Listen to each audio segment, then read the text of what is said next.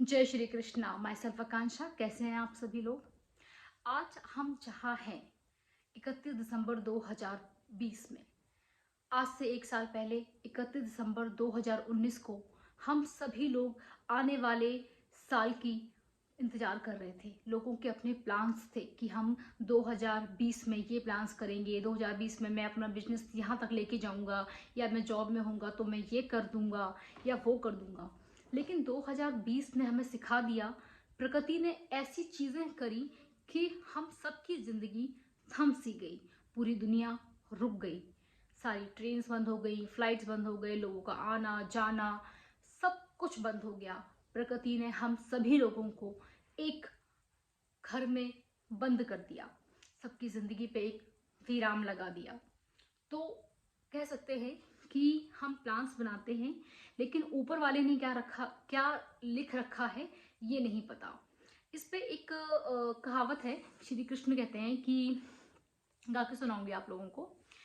चाहे कर लो मनोरथ माला, पर भावी पे पर्दा काला। तब कहते हैं सृजन से आने, राम की बातें राम ही जाने। हम अपनी ज़िंदगी में कुछ भी प्लान कर लें या कुछ भी कर लें, होता वही है जो विधाता ने लिखा होता है। लेकिन 2020 में बहुत कष्ट भरा रहा। लोगों ने कई लोगों की जॉब चली गई, कई लोगों के लाखों की जॉबें चली गई, लोगों की सैलरी कट हो गई। लोगों ने जो कहते थे कि हम इससे कम में अपना घर का खर्चा नहीं चला सकते, उन्होंने कम खर्च में, कम बजट में जीना सीखा। और इन सब चीज़ों में हम हिंदुस्तानियों ने, सड़कों पे जो लोग निकाल दिए गए थे, लेबर क्लास के लोग जो पैदल चले आ रहे थे, जगह जगह से अपने घर को लौट रहे थे, उनके बीच रास्ते में मदद करना, किसी ने जिस फॉर्म में जो कर सकते थे लोगों ने किया। तो लोगों ने अपनी इंसानियत भी दिखाई कि हम लोगों के लिए क्या कर सकते हैं, कितनी भी परेशानियां आए हम सब एक हैं। लेकिन इस साल ने हमें इतनी परेशानियों के बावजूद भी बहुत कुछ सिखा कर गया।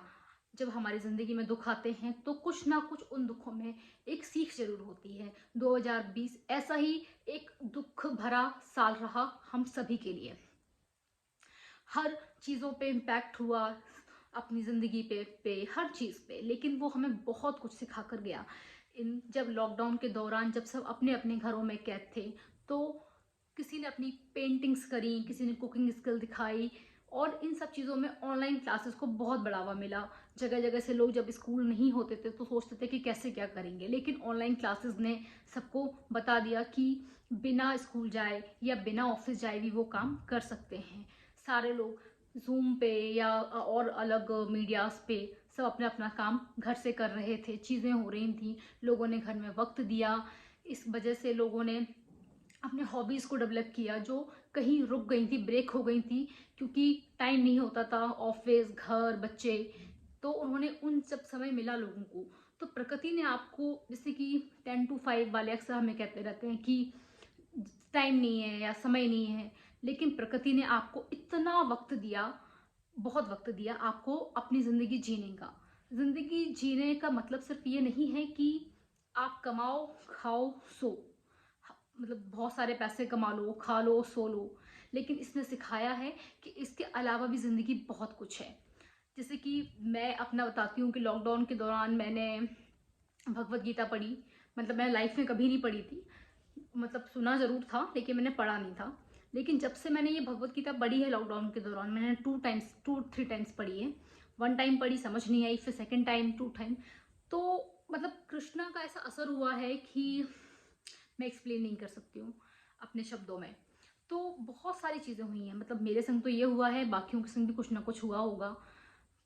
तो 2020 हमें बहुत कुछ सिखा कर गया है। और एक चीज़ और सिखा कर गया है कि आने वाली परिस्थितियां कैसी भी हों, आपको उनसे लड़ने के लिए हमेशा तैयार रहना चाहिए। कभी आप डिप्रेशन में ना आ जाएं, या चीज़ें ऐसी ना हो जाएं कि अरे कष्ट आ गया तो हम कैसे उभरेंगे।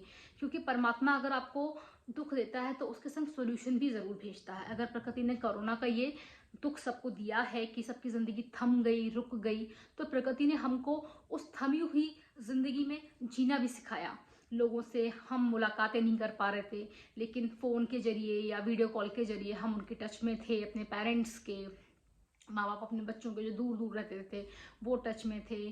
चीज़ें हो रही थी, लोगों को अपने घर में जो लोग नहीं वक्त बिता पाते थे उन्होंने अपने घर में पूरा वक्त दिया, बिताया। किसी को गार्डनिंग का शौक था तो उसने गार्डनिंग करी।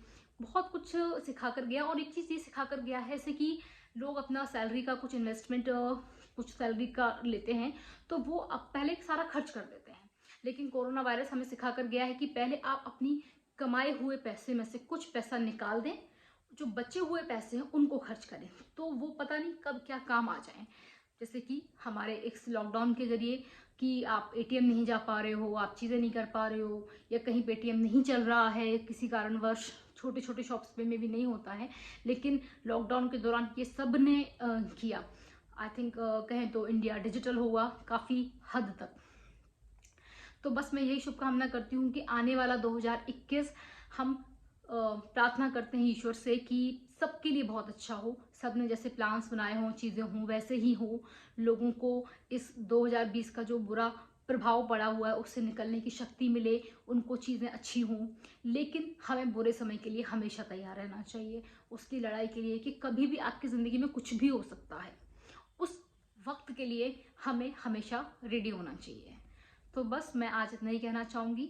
2021 आप सबके लिए मंगलमय हो। आपको 2021 की ढेर सारी शुभकामनाएं। जय श्री कृष्णा।